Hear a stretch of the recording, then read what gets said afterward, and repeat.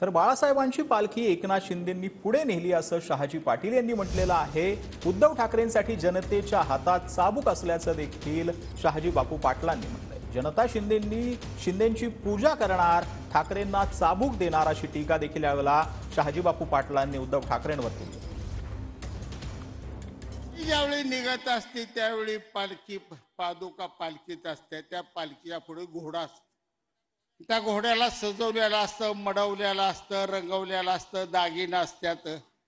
प्रवास झाला का घोडं जी परत वेळापूरच्या पुढं गेल्यावर म्हणलं आयला, म्हणलं काय पालखीत काय ज्ञानेश्वर आहे, पादुकात भिदुकात है, देव मी आहे, माझ्या पायावर पाणी घालते, मला टिळा लावते, मला ओळखते, हे वज घेऊन हिडते म्हणलं पादुकाचं।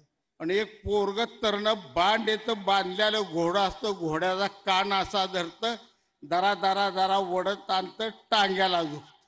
उद्धव ठाकरे परतीचा प्रवास आपला चालू झालाय।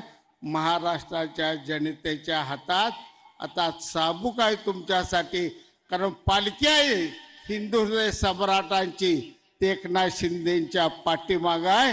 पूजा करणार आहे जनता, ते एकनाथ शिंदे साहेबांची करणार आहे।